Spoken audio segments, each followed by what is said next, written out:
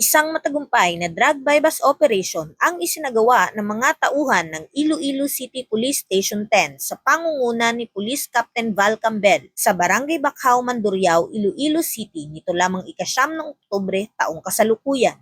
Ang matagumpay na operasyon ay nagresulta sa pagkakaaresto ng isang sospek na kinilala bilang si alias Naldo, 42 taong gulang na pansamantalang naninirahan sa nasabing barangay. Nakuha mula kay alias Naldo ang humigit kumulang sa 460 gramo ng hinihinalang shabu na may tinatayang halaga na 3,060,000 piso. Bukod sa mga droga, na-recover din sa sospek ang 12,000 piso na ginamit bilang bypass money, isang caliber .38 pistol at 3 live ammunition ang natagpuan sa kanyang pag-aari na nagdulot ng karagdagang seryosong kaso laban sa kanya.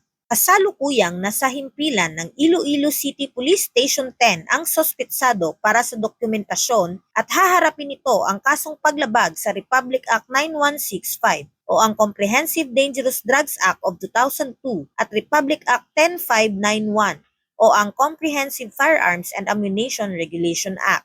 Ang matagumpay na operasyon na ito ay muling nagpapatunay sa determinasyon ng mga kapulisan sa Iloilo City na sugpuin ang problema sa droga sa rehiyon at protektahan ang mga komunidad mula sa masamang epekto nito. Nakikita rin ito bilang isang paalala sa publiko na magkiisa at magbigay ng impormasyon sa mga otoridad upang masugpo ang kriminalidad para makamit ang minimithi nating bagong Pilipinas. Mula dito sa Western Visayas, ako ang inyong PNN correspondent, Patrolwoman Andrea Dominic Di Palobos, alagad ng batas, taga-taguyod ng Balitang Pulis.